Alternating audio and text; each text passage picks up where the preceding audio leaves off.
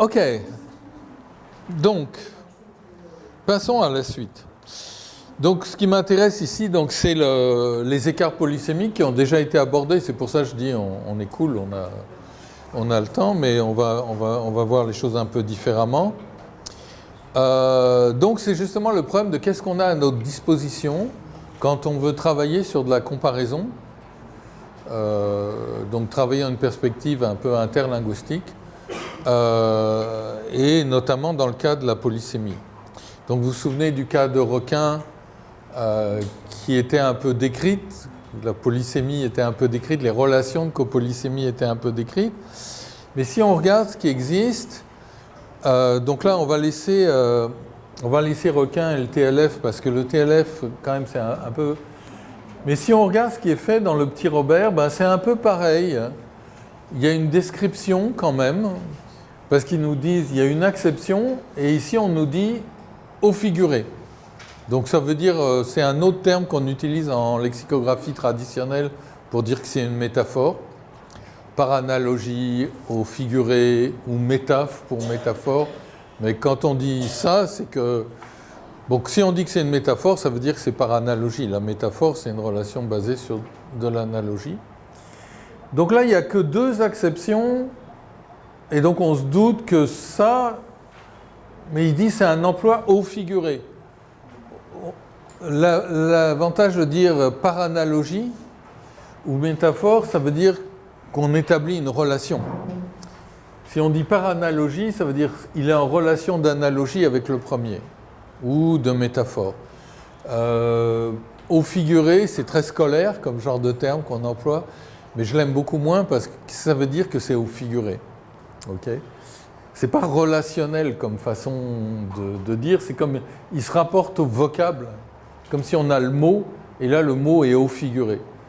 Tandis que si on dit par métaphore, on dit lui, c'est une métaphore de celui-là. C'est plus relationnel comme façon de présenter les choses. Donc encore une fois, dans un contexte d'enseignement ou de vulgarisation, il faut trouver d'autres termes des fois que les termes qu'on emploie, et il y en a des meilleurs que d'autres. Donc dans le cas de la polysémie, il faut vraiment avoir une approche relationnelle. Et un truc qu'on peut noter justement vis-à-vis des définitions, poisson, requin, poisson de grande taille, au corps fuselé, très puissant et très vorace. Personne cupide et impitoyable en affaires. Alors, si on regarde les deux définitions, elles sont pas mal comme définitions, ok ? On arrive à comprendre la métaphore. Mais si vous aviez plusieurs sens de requin, il faudrait vraiment une composante qui nous dise comme si il était dangereux ou nocif pour les autres, comme un requin peut l'être vis-à-vis de ses proies ou quelque chose comme ça. Si on dit qu'il est là et que c'est une métaphore, ça veut dire que notre définition devrait très clairement dire ben voilà pourquoi je te dis que c'est une métaphore.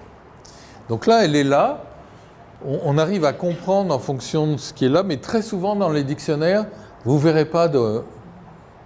Il n'y a rien, c'est pas explicatif. La description n'est pas explicative, elle n'explique pas en quoi c'est une métaphore. Okay ? Donc évidemment, de dire que quelqu'un est un requin, on ne parle pas d'un poisson. Mais si le locuteur perçoit que c'est une métaphore, alors il faut le dire, il faut dire pourquoi. Sinon, il ne faut pas s'embêter, c'est un homonyme. Donc moi, je suis assez généreux avec l'homonymie. Si je ne suis pas capable de faire une définition évidente qui va me dire pourquoi c'est une métaphore de ça, je me dis bah, c'est arrivé au stade où évidemment on sent que dans la diachronie il y a eu de la métaphore, mais elle n'est plus là, et donc ça ne me gêne pas de dire que c'est une homonymie.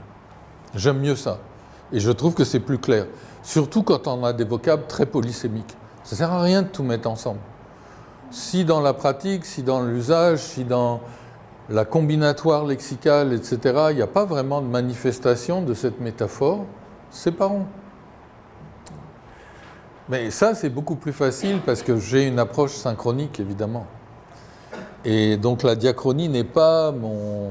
D'abord, je n'ai pas de compétences vis-à-vis de la diachronie du tout, et mon but n'est pas d'enseigner la diachronie.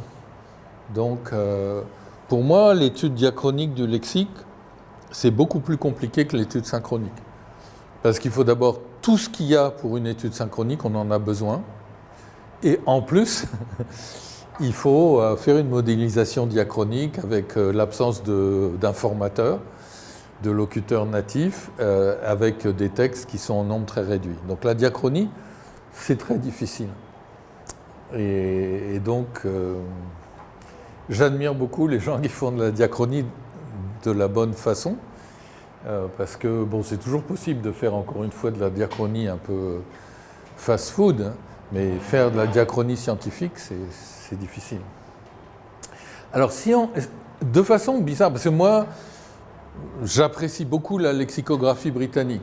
Pour moi, c'est la référence, c'est vraiment ce qu'il y a de mieux en un sens, parce que c'est une lexicographie qui a beaucoup intégré les acquis de la linguistique très tôt durant le XXe siècle. Et on voit beaucoup et puis avec des approches innovantes où on fait que on utilise ce que permet la connaissance de la linguistique et de la lexicologie moderne, et en même temps on arrive à produire des dictionnaires qui sont des produits commerciaux. En un sens, ça veut dire qui ont du succès.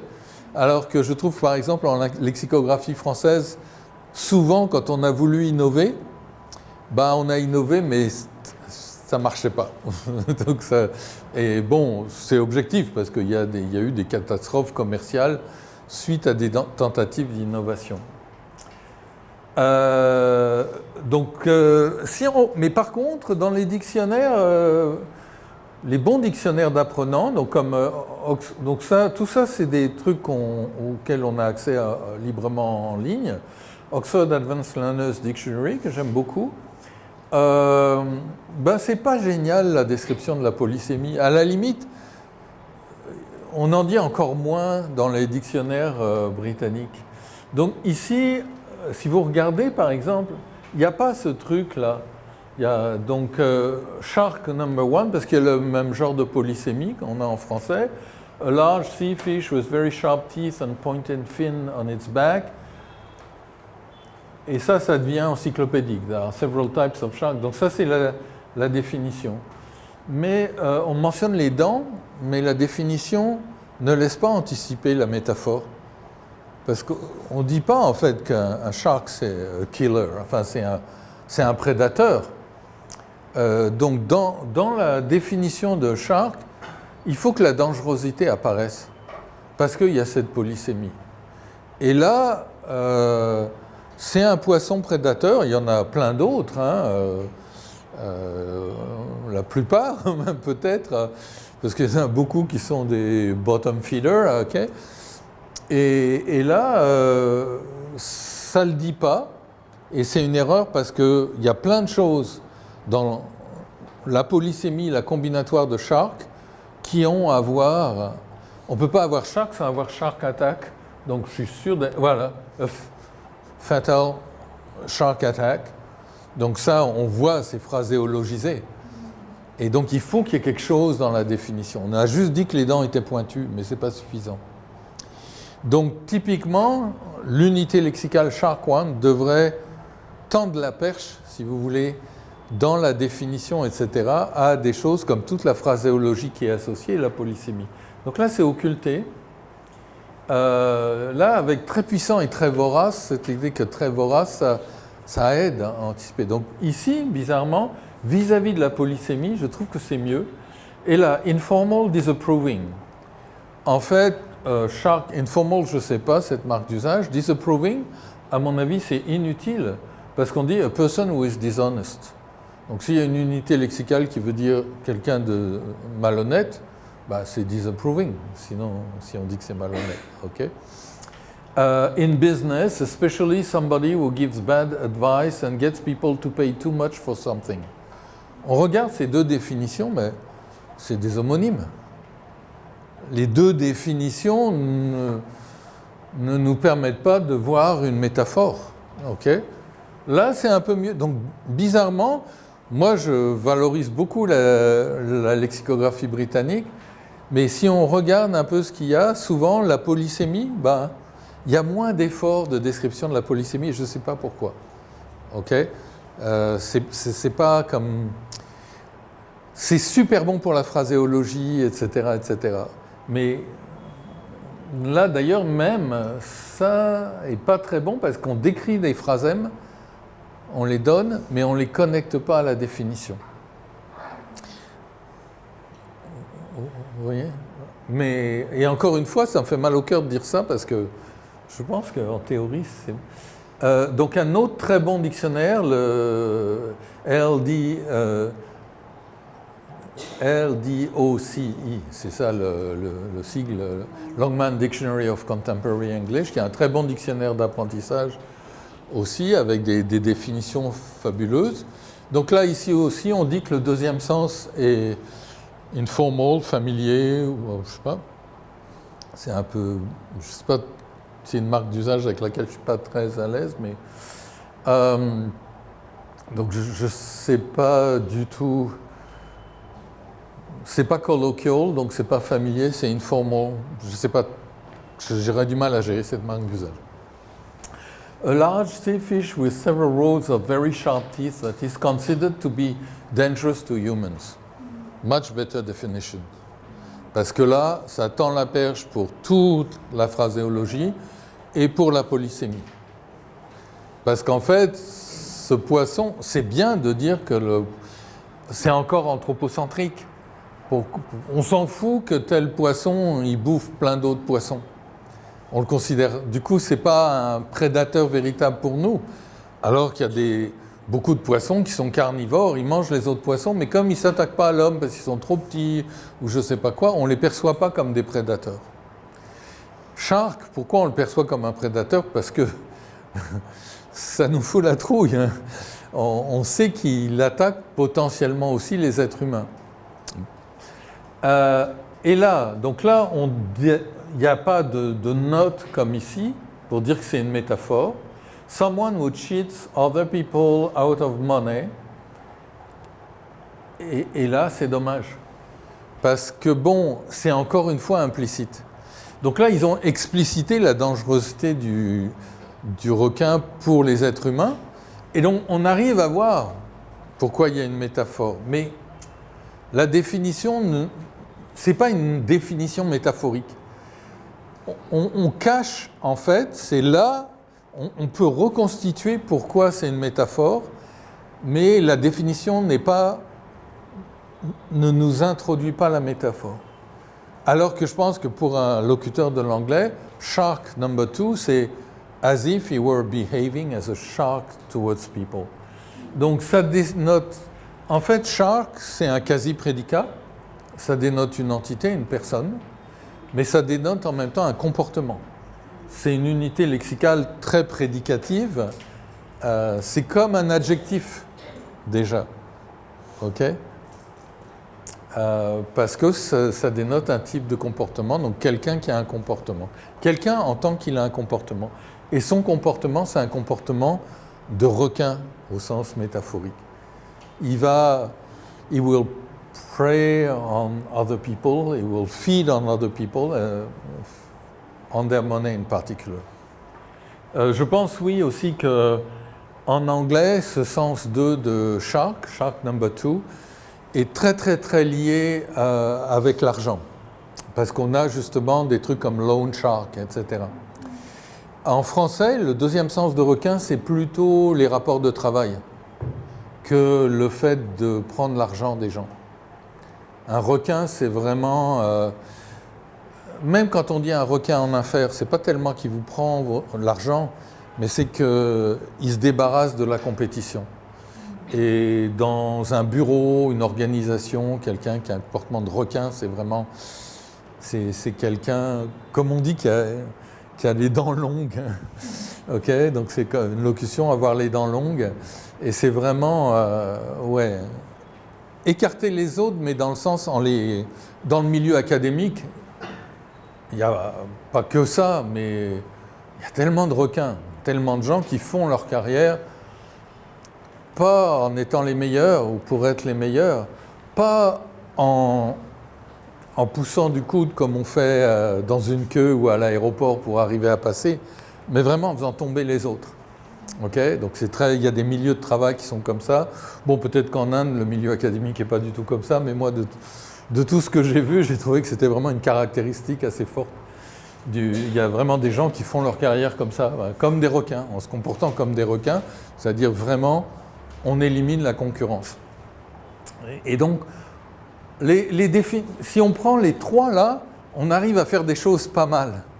Okay, mais il n'y en a aucune description qui est bonne, mais on voit quand même, c'est des bonnes définitions qui nous permettent de voir des différences sémantiques entre le français et l'anglais.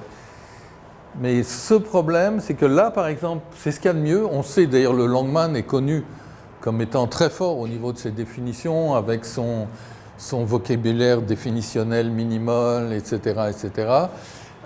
Donc des contraintes formelles très fortes qui se donnent sur la façon de définir. Donc c'est en général vraiment top de chez top. Mais le pont sémantique métaphorique n'est pas là. OK ? Donc on a un problème au niveau des ressources. Ça veut dire que les ressources qui sont là, on peut les utiliser pour les interpréter et arriver à faire ressortir les choses. Mais elles n'ont pas été élaborées directement dans cette perspective. Je pense que les gens du Longman qui ont fait ça se sont dit, bon, il y a la phraséologie de Shark Attack, tout ça, notre définition doit nous en rendre compte, on doit dire que c'est un prédateur parce qu'il y a aussi de la polysémie liée à ça. Mais la structuration de la définition du deuxième n'a pas pris en compte le fait que c'est une métaphore véritable pour présenter la métaphore. Alors que je pense qu'elle est très très active et très forte dans le vocable shark en anglais, comme en français. Ça va ? Alors, du côté des systèmes lexicaux, c'est là que je vais vous en dire un petit peu plus, puisque potentiellement vous pourriez être des utilisateurs ou des participants, donc je vais vous tenir un peu plus informé des projets qui existent, puisque j'utilise les ressources. Il y a deux systèmes lexicaux, donc j'appelle ça des systèmes lexicaux. Des systèmes lexicaux, c'est des réseaux lexicaux, construits normalement lexicographiquement, et au niveau de leur structure, ça dit un peu plus qu'être des réseaux lexicaux. Ils sont faits avec comme background théorique la lexicologie explicative et combinatoire, donc au niveau des notions, de la méthodologie, et notamment ce qui tisse l'essentiel du réseau, donc les relations, c'est avant tout les fonctions lexicales standards, paradigmatiques et syntagmatiques. Avec d'autres relations qui s'ajoutent, donc notamment les relations de copolysémie, mais pas simplement, aussi des relations formelles. Si par exemple on fait l'entrée pour un truc comme, je ne sais pas, jouer des coudes pour se faire une place pour arriver quelque part, on va décrire la structure lexico-syntaxique de jouer des coudes. Et on va dire quelles unités lexicales sont utilisées dans jouer des coudes, même si sémantiquement elles ne sont pas là.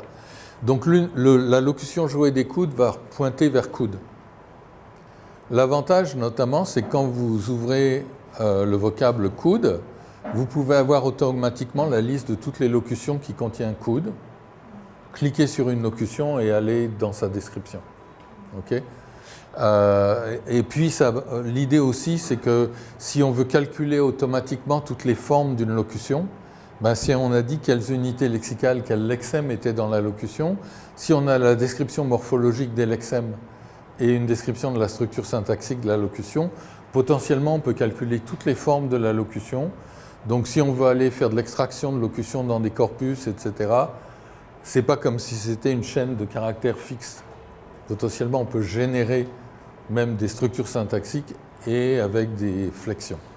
Donc c'est pour ça qu'on le fait. Et donc ces liens, c'est des liens formels, si vous voulez. Donc coude est lié à jouer des coudes. Je ne sais pas, faire bouger les lignes est lié à bouger les lignes, etc. Cette locution assez récente. En fait, c'est plus une locution. Il y a une séparation phraséologique. C'était la locution faire bouger les lignes, donc faire évoluer les choses, etc., qui venait du langage sportif, je pense. C'est apparu en français quand je n'étais pas là, donc quelque part entre 1984 et 2010.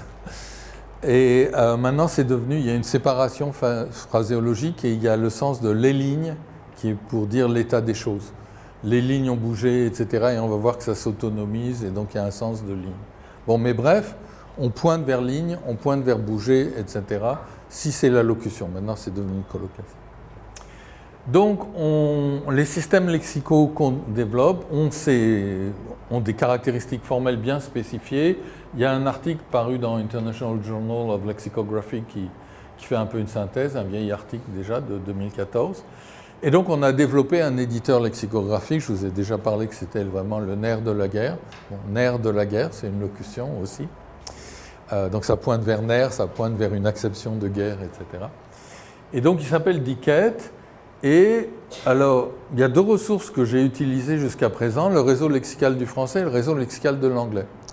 Donc, je connaissais vraiment pas mal les ressources lexicales qui existaient pour le français et l'anglais quand on a démarré le projet.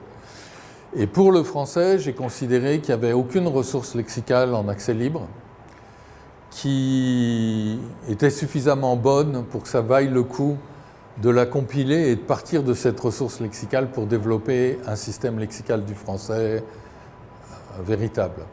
Elles sont trop mal faites, imparfaites, il y a beaucoup d'erreurs, c'est pas... et puis la polysémie super mal décrite ou pas décrite. Donc je ne voulais pas faire ça, je me suis dit on va partir de zéro, de rien, et on va construire un réseau lexical du français. On perdra beaucoup moins de temps que souvent... Quand il y a des choses qui sont disponibles mais qui sont mal faites, il ne vaut mieux pas les utiliser parce qu'on passe tellement de temps à corriger ce qui est mal fait. En plus de ça, c'est une souffrance intellectuelle et on n'apprend pas vraiment en faisant ça. C'est pour ça, par exemple, au niveau de la méthodologie lexicographique. Et je me suis beaucoup battu.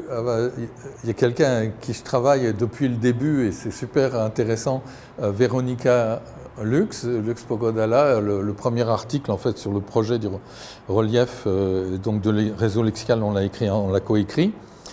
Mais justement, Véronica, c'est une collectionneuse. Et donc, quand elle commence à travailler sur un vocable, elle va tout ramasser, créer beaucoup d'acceptions, etc. avec l'idée, on va nettoyer ensuite. Et moi, vraiment, ça me fait beaucoup souffrir parce que je trouve que pour moi, ma façon de procéder, c'est de faire, on met deux choses, on les fait bien tenir. Puis on rajoute, et puis on rajoute, et on fait croître, mais à chaque fois qu'on rajoute une chose, on la met à sa place et éventuellement.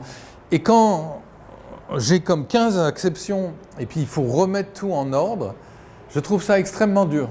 Et j'ai beaucoup de mal, j'avance beaucoup plus lentement et beaucoup moins sûrement. Donc il y a différentes techniques. Moi, personnellement, je pense qu'il faut mieux partir de presque rien et faire croître tranquillement. Okay ? Et donc pour le RLF, c'est ça qu'on a fait en réalité, plutôt que de prendre un machin qui est une espèce de gigantesque, excusez-moi, mais le terme, il faut l'employer, de gigantesque bordel, et essayer de tout remettre en place, on construit méthodiquement. Donc pour le français, à mon avis, à l'époque, ça n'existait pas, et donc on est parti de rien. Et la stratégie, ça a été... OK, parce que j'étais très contre la stratégie qu'on avait en lexicologie explicative et combinatoire à Montréal pour le dictionnaire explicatif et combinatoire. En gros, qui est intéressé à travailler sur quoi? Quelqu'un prend un machin et puis on y va comme ça, mais il n'y a pas vraiment de logique. Et je me suis dit, en fait, il faudrait que ce soit comme un enfant qui apprend le langage et puis qu'on ait une logique pour amorcer la chose et pour faire croître au début. Et après, ça va juste croître aléatoirement. Mais il faut qu'on parte du noyau du français. Donc on a travaillé à trouver ce qu'on a conceptualisé comme étant une nomenclature d'amorçage, donc qui devait être comme amorcer une pompe. Vous savez, vous avez une pompe, vous mettez de l'eau dans la pompe et comme ça vous amorcez et après l'eau peut monter. Donc c'est to prime en anglais, donc on a appelé ça priming word list. Et donc l'idée c'était de prendre un noyau lexical du français. Mon hypothèse était, il faudrait que ce soit entre 2500 et 3500. Ce sera sûrement pas moins, ne pas plus. Puis on a écrit des articles pour expliquer comment on a procédé, etc. C'est pas scientifique dans le sens où on n'appuie pas sur un bouton et ça nous donne exactement ce que doit être la priming word list. Donc il y a un peu d'aléatoire dedans, mais tout ce qui comptait, c'était d'arriver à une liste de mots. En gros, on avait des listes de mots, genre le français fondamental, etc., des dictionnaires comme le Robert Benjamin avec leur nomenclature.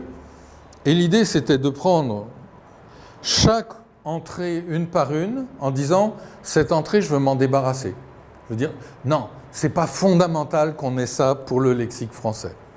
Donc en gros, on avait une entrée, il y avait, je sais pas moi, cacahuète, non, pas fondamental. Bon. Par contre, pomme, tomate, ouais, je veux le garder. Alors des fois, il y a des discussions. Chaise, oui, je veux le garder. Canapé, non, je peux faire sans canapé. Lit, oui, je veux le garder. Donc, et l'attitude, c'est de dire je jette, je ne veux pas la garder. Et je me suis dit, on va se retrouver avec 3000 et quelques, et on s'est retrouvé avec 3000 et quelques en travaillant. Alors j'ai travaillé avec une personne qui parlait parfaitement français, mais bon, qui était une Polonaise d'origine, une femme, donc avec comme langue maternelle le polonais, et puis moi, mais impossible de savoir qu'elle n'était pas francophone quand elle parle, tellement elle parle bien. Et puis moi, donc francophone, mais un peu bizarre, parce que très influencé par le québécois, avec des habitudes sociales, idéologiques, etc., très différentes. Et donc en travaillant à deux, on était pratiquement toujours, et on a travaillé à quatre mains comme ça, on était pratiquement toujours d'accord pour jeter. Avec l'idée vraiment on jette, et puis quand il y a une petite discussion, il y a eu comme un ou deux cas où non, on était en désaccord. Le cas dont je me souviens, ça m'a vraiment marqué, c'était le verbe repasser, comme pour repasser des vêtements. Et donc moi j'étais absolument contre garder repasser, elle voulait absolument le garder. Mais bon, c'est anecdotique, mais ça marchait assez bien. Et à la fin, on s'est trouvé avec une liste. L'idée, c'était que s'il en manque dans cette liste, on s'en fout. On fait un réseau lexical, ils vont revenir tout de suite. Et on écarte les dérivations. Donc, si on a dit qu'on prenait, par exemple, marcher, on écarte marche, une petite marche dans ce sens-là, parce que ça va arriver avec les fonctions lexicales. Donc, on a fait une priming word list comme ça, on l'a injecté automatiquement dans la base de données, et on a commencé à éditer, avec donc des étapes, des méthodologies pour faire croître. Et donc, ça croissait logiquement, avec des fois des trucs tout bizarres qui arrivaient comme un enfant. Un enfant, quand il apprend, il peut apprendre le terme histrion avant d'apprendre le terme clown, parce qu'il se trouve que quelqu'un l'emploie. Donc, c'est pas gênant si après, il y a des choses un peu bizarres. Et donc, le RLF a grandi comme ça, avec l'idée que si on fonctionne comme ça, on va vraiment partir du centre du français, et puis voilà. Donc ça me plaisait beaucoup. Pour l'anglais, on n'a pas d'équipe lexicographique. J'avais très peu, non seulement d'anglophones, pas de locuteurs natifs quasiment, mais très peu de personnes qui parlaient très bien anglais même. C'est quand même université provinciale en France, l'ensemble très monolingue, etc. Donc, provincial dans le sens en province, parce qu'à Paris, il y a beaucoup plus d'internationalisation à l'université. Là, à part dans certains programmes, en sciences du langage notamment, etc., c'est très très uniforme. Et par exemple, en licence, je ne suis pas capable de donner des textes en anglais à lire à mes étudiants de sciences du langage. Ils diront que c'est en anglais, ça ne marche pas. Donc c'est factuel, je ne suis pas mauvaise langue. Et donc pour le réseau de l'anglais, là c'était différent. Parce que WordNet, justement, le WordNet de Princeton, il pose beaucoup de problèmes dans sa structure, c'est une taxonomie. Mais la polysémie est là, pas décrite comme je l'aimerais avec la copolysémie, mais c'est un beau travail lexicographique parce qu'en fait la personne en charge de WordNet, qui l'a développé sur des principes proposés par un psycholinguiste américain, Miller, c'est Christian Feldbaum, qui est une super bonne lexicographe. Donc c'est un très beau travail lexicographique. Donc je me suis dit pour l'anglais, on va prendre WordNet. Donc WordNet c'est gigantesque, il y a peut-être 300 000 ou 250 000 unités lexicales et on va le compiler sous forme de système lexical. L'idée, c'est qu'on peut trouver des relations de quasi-synonymie, etc. Donc c'est devenu un réseau lexical avec des espèces de petites grappes de quasi-synonymes. Donc pas du tout comme ce que je vous ai montré, un réseau social, mais c'était un point de départ. Et puis à chaque fois qu'on veut travailler sur l'anglais, on part de ce qu'il y a dans WordNet et puis on corrige, on modifie. Et c'est suffisamment bien fait. Et ça n'a plus du tout une structure de taxonomie dans le réseau lexical de l'anglais pour que ce soit un bon point de départ. Okay. Donc quand il y a une bonne base de données lexicale avec une bonne description de la polysémie, etc., c'est possible de l'utiliser, autant l'utiliser. Mais il faut qu'elle soit libre. Et WordNet, c'est complètement libre. On peut l'utiliser, en faire ce qu'on veut, et on a le droit de le faire, même éventuellement de commercialiser le résultat, mais nous, évidemment, on n'est pas intéressé par la commercialisation. Et donc, si vous voulez des statistiques, donc c'est Sandrine Ollinger qui maintient une page avec des statistiques. Donc, pour vous donner une idée de ce qu'il y a, grosso modo, donc qu'est-ce que ça veut dire ça? Donc, le nombre de vocables, évidemment, les vocables, ce n'est pas des nœuds du réseau. Hein. Les vocables, c'est des regroupements, des ensembles de nœuds. Donc, c'est des entrées de dictionnaire. Donc, vous voyez, il y en a pratiquement 19 000. Bon, c'est pas je ne sais pas de quand datent les statistiques, mais elles ne sont pas très vieilles. Donc 19 000, si vous prenez le petit Robert, il a à peu près 60 000. Donc 19 000, c'est 20 000, donc c'est un tiers du petit Robert, sachant que le petit Robert a beaucoup d'entrées de termes techniques. Il ne faut pas attendre l'hôtesse de l'air vous avez le droit, si vous faites tomber votre téléphone, de le ramasser. C'est pas comme dans l'avion où on vous interdit. Donc, ça veut dire un tiers du petit Robert, le petit Robert qui est quand même très développé, qui a beaucoup, comme je dis, d'entrées obsolètes ou d'entrées techniques. Donc, c'est pas du tout un échantillon. On peut considérer que... Et au niveau du nombre d'unités lexicales, vous voyez, c'est 30 000. On a dû dépasser maintenant les 30 000. Donc, 30 000 unités lexicales, c'est un réseau de 30 000 nœuds. Donc ça commence à faire beaucoup, même s'il y en a beaucoup qui ont une description absolument minimale. Mais ça forme un réseau. Okay. Au niveau des liens, des arcs, donc vous voyez, il y a presque 67 000 liens de fonctions lexicales. Donc on a beaucoup d'exemples de relations de fonctions lexicales. Et puis il y a d'autres types de liens. Donc les liens de copolysémie, comme je vous avais mentionné, on en a quasiment 10 000. Donc vous voyez, c'est un gros réseau. Ça commence à être très gros. Et chaque nœud, alors il y a des nœuds qui contiennent beaucoup d'informations, beaucoup d'exemples, beaucoup de liens, avec certains... Alors, on n'a pas fait vraiment un travail, parce qu'on n'a pas les ressources en personnel, pour ça, de définition. Donc, on a très très peu de définitions bien rédigées. On a des étiquetages sémantiques, des descriptions de structures actentielles. Mais comme le projet était financé pour 4 ans, donc au bout de 4 ans, en 2014-2015, il n'y avait plus d'équipe véritable permanente. Donc c'est nous, les permanents du labo, qui, quand on arrive, faisons avancer les choses. Mais donc c'est à peu près ça que ça nous donne. Et si on compare avec le réseau lexical de l'anglais, donc lui, il est beaucoup plus gros, mais beaucoup moins intéressant en tant que système lexical. Vous avez presque 157 000 vocables, et donc plus de 200 000 unités lexicales, parce que WordNet est comme ça. Donc les liens de fonctions lexicales, il y en a presque 100 000, mais c'est presque que de la synonymie. Parce que dans WordNet, on a une organisation autour de la synonymie, donc ils ont ce qu'ils appellent des synsets, qui sont des ensembles de quasi-synonymes.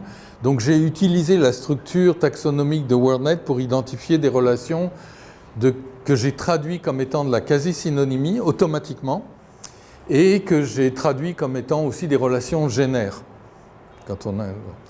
Donc j'ai écrit un petit programme qui faisait ça, j'ai récupéré toute la base de WordNet. Et donc il y a beaucoup de relations de fonctions lexicales, mais c'est presque que synonymie et génère. Okay.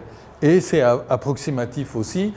Et puis dans WordNet, ils ont mis beaucoup d'entrées de trucs parce qu'ils voulaient faire du chiffre aussi. Donc il y a beaucoup d'acceptions d'unités lexicales qui ne sont pas vraiment pertinentes. Je suis sûr que vous avez Rachel Green, parce que c'est un personnage de Friends. Donc je pense qu'il y a des étudiants qui étaient payés pour faire des entrées.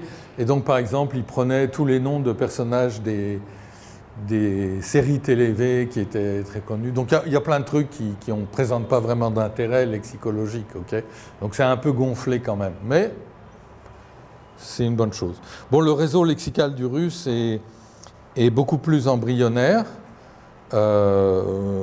parce qu'il a servi uniquement dans le cadre de recherche doctorale et autres. Donc très peu de vocables, seulement 4000 liens lexicaux. Vous voyez, le taux de polysémie, c'est le rapport entre le nombre de vocables et le nombre d'unités lexicales. Donc ici, c'est presque du 1. Donc il y a une unité lexicale par vocable. Donc il y a très peu de polysémie décrite. Dans le réseau lexical du français, on est à 3,7 ou 3, je ne sais plus combien, ce qui a un taux de polysémie très élevé. Le taux de polysémie dans le petit Robert, c'est 5, mais beaucoup de polysémie vient d'acceptions techniques que personne ne connaît ou de termes obsolètes, etc. Donc quand on en est à 3,5, là, dans un modèle lexical, ça veut dire qu'il y a une bonne description de la polysémie, relativement. Ok, donc ça c'est l'état de ce qu'on a. Et si vous voulez comparer ce que ça donne, si vous regardez par exemple le vocable papier qui est polysémique dans le français, on ne va pas analyser, mais bon, papier polysémique, il y a du papier, une substance, un papier, il a publié un papier dans tel journal. Donc vous voyez, il y a toutes sortes de polysémies. Quand on affiche comme ça un espace sémantique ou même un espace lexical encore mieux, vous voyez qu'il y a une très grosse densité au niveau du vocable. Les choses restent très connectées parce que le vocable est décrit, donc non seulement on décrit les relations de copolysémie, mais il y a énormément d'interconnexions qui s'établissent. Parce que ce n'est pas à la base juste d'une relation de synonymie. Si vous comparez avec l'anglais, à cause de la façon dont ça a été généré, vous vous trouvez avec des trucs comme ça. C'est des grappes de synonymie. Et tant que vous n'avez pas travaillé dessus, et là on voit la numérotation 1, 2, 3, 4, toute bête, ça veut dire que c'est la numérotation de WordNet, ça veut dire que la polysémie n'a pas été décrite. Et donc vous vous trouvez avec des petites îles lexicales qui sont plutôt des réseaux de quasi-synonymes ou de génériques. Et donc vous n'avez pas en fait un vrai graphe petit monde.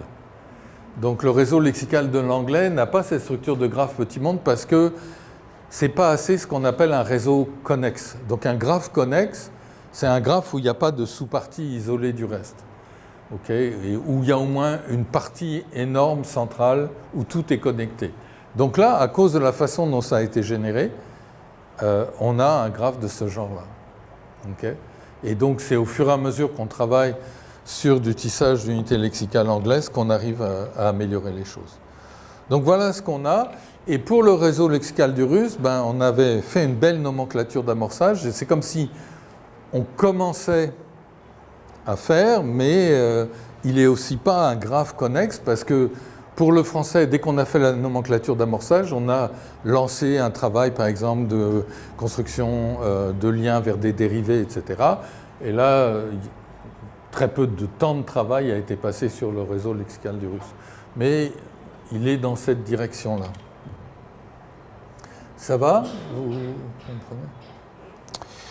comprenez? Et donc, c'est très utile, comme on a déjà regardé jambe et leg en anglais, donc vous connaissez les écarts qui existent. Et maintenant, justement, on les a regardés avec Itsy Bitsy, mais peut-être je vais sauter là-dessus. Quand on fait les représentations avec SpiderLeg, justement, de ce qu'on a pour les deux, déjà ici, on arrive à avoir une bonne visualisation de ce qu'on a déjà constaté. Ça veut dire qu'on peut visualiser graphiquement les écarts qui existent, sachant que pour l'anglais, on a une exception de leg qui n'existe pas dans jambe, véritablement pour le français, qui est donc la partie d'un élément de mobilier, etc., qui, par métaphore, ressemble à une jambe parce que en général c'est un peu allongé, etc. Et au niveau du fonctionnement, de la fonction, ça supporte. Les jambes, c'est ce qui supporte le corps. On se tient sur les jambes. Donc avec jambes, il y a énormément de choses qui sont liées au fait de tenir dessus.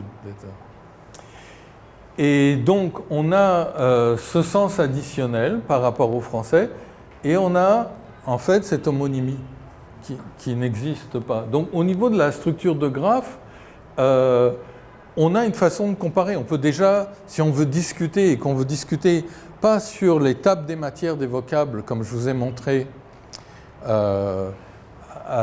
individuellement avec Itsy Bitsy, on peut déjà faire les choses comme ça, sachant que si on est vraiment dans le graphe, on peut zoomer, on peut faire afficher de l'information et afficher les liens de copolysémie. Donc ça permet un type de contraste et de comparaison.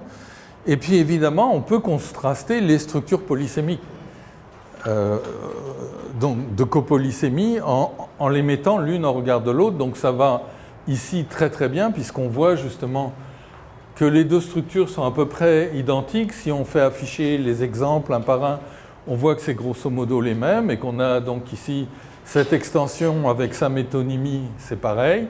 Ici, on a cette métonymie qui est la même aussi et qui est la métonymie pour les jambes du pantalon avec legs of a trousers.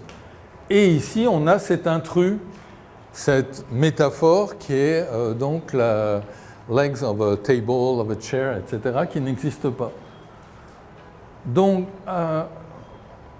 je pense que on n'en a encore rien fait au niveau contrastif de ces outils qui existent là. Mais je pense que c'est intéressant d'analyser et d'exploiter la polysémie, pas simplement pour ce qu'on appelle la polysémie régulière. Donc je reviendrai dessus, mais le fait qu'on va voir que si on a un nom de fleur, on a peut-être un nom de parfum ou de couleur qui est dérivé, donc une belle chemise jonquille, par exemple. Donc jonquille, c'est un type de jaune en français, etc. On a commencé à exploiter pour ce genre de choses, mais c'est intralinguistique, c'est à l'intérieur d'une langue, on cherche de la polysémie régulière. Mais pour la comparaison, on n'a rien fait, mais je pense que puisqu'on formalise les structures polysémiques, on doit pouvoir essayer de faire émerger des trucs comme des trous polysémiques. On parle souvent des trous lexicaux, par exemple, quand on parle des éléments du corps. C'est très connu, donc ça a été pas mal étudié aussi dans les approches un peu comme celle d'Anna Wierzbicka, etc. Et donc de regarder, par exemple, comment telle langue cartographie le visage. Parce qu'il y a des très gros écarts, donc il y a des... Par exemple, justement, dans une autre thèse en coréen, on avait travaillé sur la phraséologie liée strictement les collocations liées au nom des éléments du corps. Et pour le coréen, c'était vraiment intéressant pour le visage. Parce que le visage est très cartographié dans toutes les langues. Parce que c'est un lieu d'expression, c'est un lieu symbolique, etc. Et bon, c'est très connu, par exemple, qu'en coréen, il n'y a pas d'unité lexicale juste pour ça, menton. Il y a une unité lexicale pour toute cette partie-là inférieure, qui contient le menton. Donc si on veut traduire menton, on utilise ça. Mais ce n'est pas juste le menton. Et ça veut dire qu'on peut identifier ces trous lexicaux dans ce contexte-là. Okay, on compare la cartographie de telle chose ou la cartographie des sentiments. Mais par contre, des trous qui seraient des trous polysémiques, je ne pense pas que ça a été vraiment étudié. Mais pour moi, par exemple, cette acception qu'il y a ici en anglais, leg, c'est une acception c'est vraiment un trou en français. Ce serait normal qu'il y ait une acception. J'ai du mal à dire pourquoi, mais c'est quelque chose que je sens très profondément, qu'il devrait y avoir une acception de jambes pour cette partie de la chaise. Et ce n'est pas à cause de l'anglais que je dis ça, et je pense qu'il y a quelque chose qui devrait être étudié sur les comparaisons de structures polysémiques pour l'identification. Donc c'est au moins une des choses, moi, qui m'intéresserait, c'est justement l'identification de ces trous qui viennent pour une raison. C'est lié en même temps avec la polysémie régulière, mais pas simplement. Il y aurait une polysémie régulière à appliquer ici, de métaphore, mais de l'identification en même temps qu'il y a un trou lexical, parce que quelque chose n'a pas été dérivé. OK ? Et donc, ce qui est clair, c'est pas dérivé parce que nous, on a ça en français. Donc, sous pied, il y a une métaphore, donc sur les tables, au pied coupé à 40 cm. Mais moi, pourtant, je suis francophone, mais je trouve que cette dérivation polysémique me semble moins logique. C'est une moins bonne métaphore d'appeler ça le pied de la table que d'appeler ça la jambe de la table.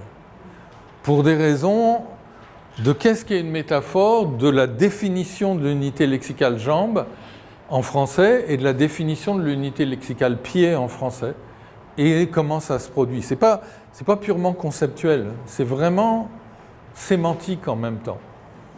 Et ça, je ne saurais pas l'expliquer, mais par exemple, ça me semble intéressant à étudier, notamment pour ces trous, ces écarts dans la mais pour ça, il faut conceptualiser, mais je pense que ce serait absurde de dire toutes les métaphores sont bonnes.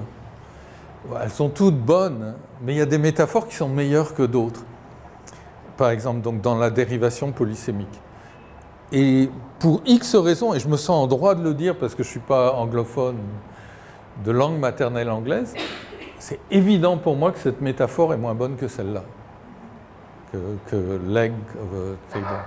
Et donc, si on veut étudier ça, il faut des modélisations formelles de la polysémie. Donc il faut en gros ce genre de truc. Il nous reste un peu de temps si vous avez... Il reste un peu de temps ? 1 minute ou 2 ? Est-ce que vous avez des remarques ou des questions ? Vous êtes tanné parce que ça fait déjà 2h30 que... Oui ? Comment créer un réseau lexical pour des locutions comme casser les pieds ? Eh ben, en fait, une locution, c'est vraiment une unité lexicale comme vous et moi. Donc, on fait juste l'entrée pour casser les pieds. Ça veut dire, bon, je suis sûr que casser les pieds, et on peut aller à Itsy Bitsy.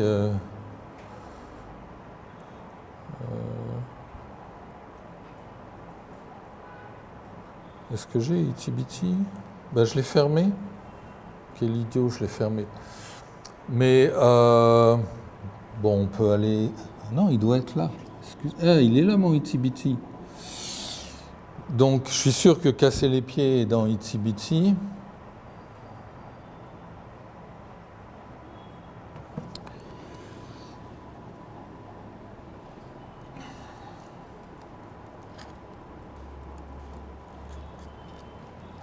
Ah, j'étais déconnecté, pardon.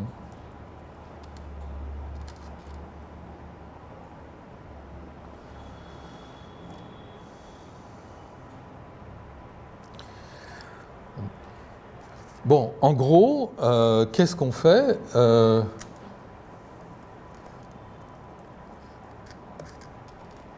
Excusez, il a cassé les couilles aussi.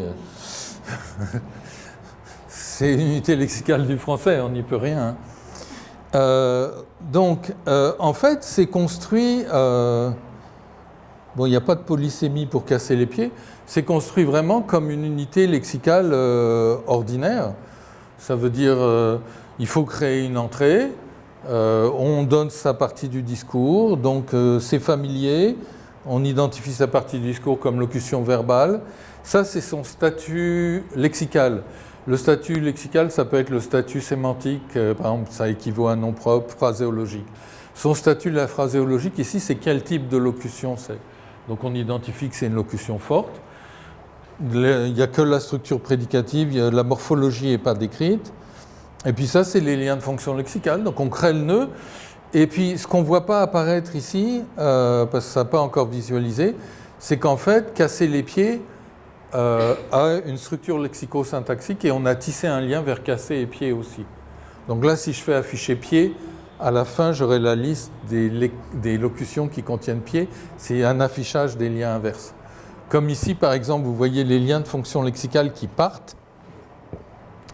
Un casse-pied, c'est le A12, mais je peux faire afficher les liens qui rentrent. Quels sont les... Il n'y a que des liens de synonymie pour casser les pieds, ce n'est pas très intéressant.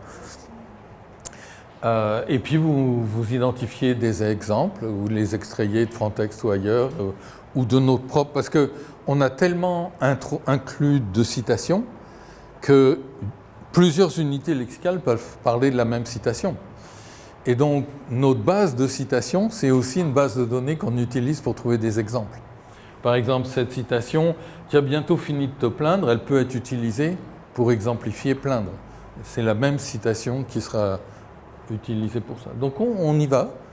On fait comme une entrée, et il faudrait faire une définition aussi. On fait les liens de synonymie, les collocations, tout.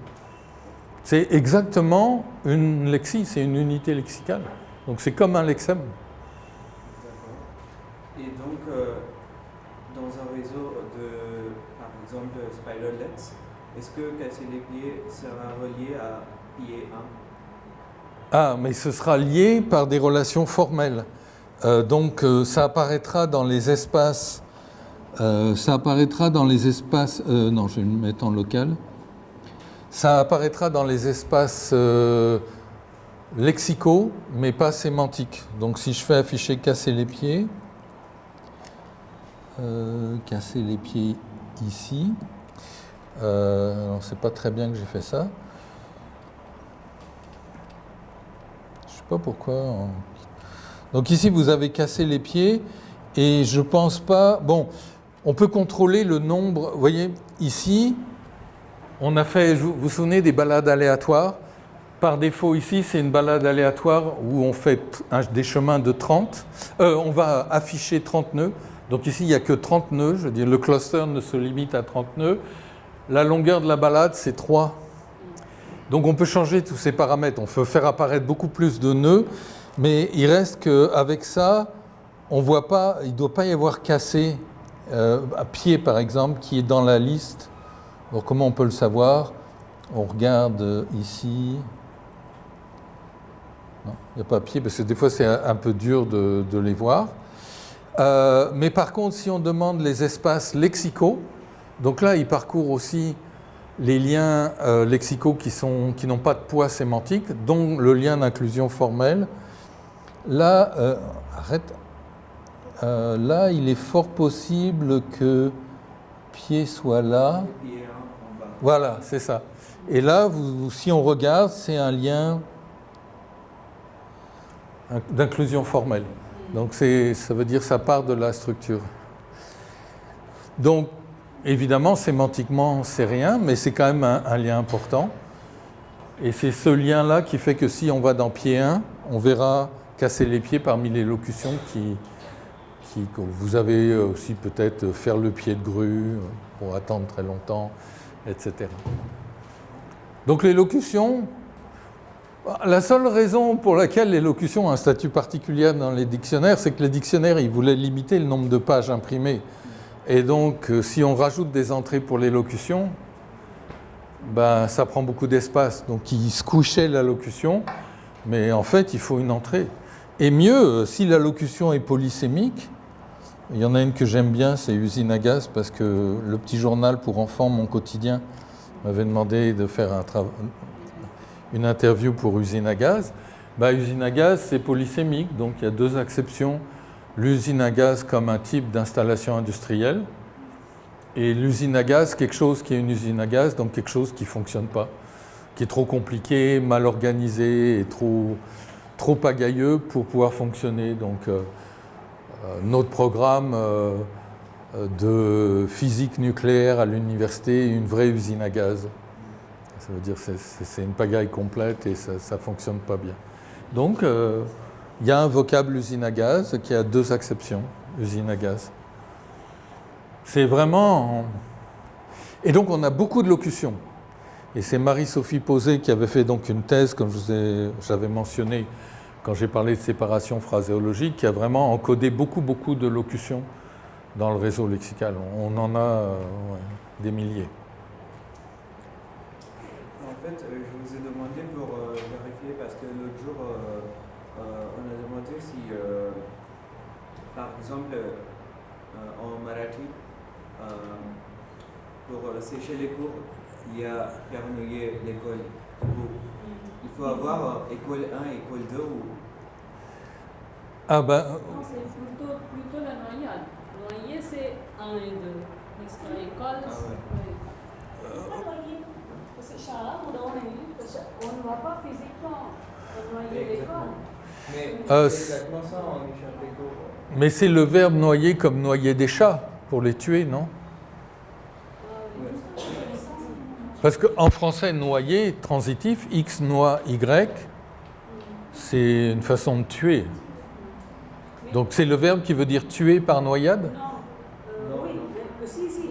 C'est-à-dire, d'abord, on a bourné, c'est être noyé, et bourdonner, c'est faire noyer, déjà. Donc, Ah, tu veux dire, il y en a un qui veut dire se noyer et l'autre noyer. oui, noyer. Donc, Ok. bourdonner, c'est ça, noyer. Et puis, on a, si on ne va pas à l'école, Oui, on noie l'école. Mais est-ce que c'est l'acception se noyer dans l'école non, pas ou noyer, tuer l'école par noyade? c'est ça. Ouais, c'est ça. Voilà. Ne pas Et y aller. voilà, donc il faut juste savoir. Donc c'est l'école, le sens de l'école qui veut dire le fait d'étudier dans une école, mais ce n'est pas le bâtiment l'école. Et donc il faut juste savoir si c'est une colocation, donc comme je disais en fait, qui serait un anti-réal. Parce que le réal de école, ce serait aller à l'école. Et ça veut dire l'opposé de ce qu'on est supposé faire vis-à-vis de l'école. J'ai noyé, parce que c'est comme avec cours en français, mais avec cours on enlève l'eau, on sèche les cours. Donc on sèche les cours et vous noyez l'école. Et il faut juste savoir, est-ce que c'est une locution noyer l'école ou c'est une colocation d'école qui serait un anti-réal de école. Donc il faut le tester. Est-ce que j'ai noyé l'école de ce matin ou est-ce qu'on peut passiviser l'école a été noyée par tous les étudiants. Donc est-ce qu'on arrive à voir que école fonctionne un peu comme école ou est-ce que c'est vraiment, il n'y a aucune autonomie de école dans noyer l'école, etc. Ça sera une journée entière en fait. Oui, la journée. La Ne pas y journée aller entière. un jour. Oui, mais est-ce qu'on peut dire j'ai noyé l'école de ce matin? Je crois pas. De ce matin, oui, parce qu'on n'a pas. Quand on y va, on sort seulement le soir. Non, mais No, on peut éventuellement si सकाळची शाळा बुडवली म्हणू शकतो आपण. Ah oui, celle-ci, c'est-à-dire que vous avez la séance le matin. oui, et donc ça ressemble à une colocation, ça veut dire école. Oui, non, mais c'est pas évident des fois, parce que il faut regarder si on peut reprendre école. J'ai noyé l'école, mais demain je vais à l'école. Tu vois, des trucs comme ça. Et donc ça veut dire que c'est une colocation, un super beau anti-réal. C'est le même qu'avec cours en français quand on dit sécher les cours. Donc on sèche les cours. Alors, je ne sais pas pourquoi on dit sécher les cours et je ne sais pas pourquoi on dit noyer la colle. Mais Que ça a rapport avec l'eau de toute manière. oui, c'est ça. Non, mais c'est surtout parce que si par exemple, bon, elle a dû aller quelque part, elle n'est pas là. Donc elle a dit, elle peut dire que bon, la dernière partie de la séance d'aujourd'hui, elle lui est oubliée. C'est-à-dire, il se trouve que les 15 dernières minutes sont noyées pour elle. Oui, mais en fait c'est parce qu'il faudrait définir faire la polysémie du verbe noyer. Boucler, c'est-à-dire manquer, rater. Et de là, on fait en fait un factitif, ça c'est je crois en deuxième temps. Ouais. Ok, mais c'est parce que vraisemblablement, donc dans noyer, il y a déjà deux acceptions. Une qui veut dire se noyer et l'autre qui est un causatif qui est tué par noyade. Et vraisemblablement, il y a une acception phraséologique noyer, parce que ce noyer-là que vous avez dans noyer l'école, il doit pouvoir être employé avec d'autres choses que l'école. Peut-être vous pouvez noyer un rendez-vous ou noyer une séance de travail. Et donc c'est une acception de noyer qui est métaphorique et qui veut dire ne pas faire vis-à-vis de la chose qu'on est supposé faire. Donc en fait c'est un anti-réal. Hein? Anti-réal, oui. Anti-réal. Et c'est ça le génie de cette fonction. Oui, bien sûr. Parce que c'est un sens normal. Le sens, enfin, c'est normal que dans une langue, on phraséologise, faire ce qu'on est supposé faire, et faire l'opposé de ce qu'on est supposé faire, c'est l'antonyme de ça. Donc, c'est phraséologique, c'est un sens phraséologique. Et tout prend son sens. Ouais. Bon, et on a rattrapé notre retard. Demain, on commence à 11h.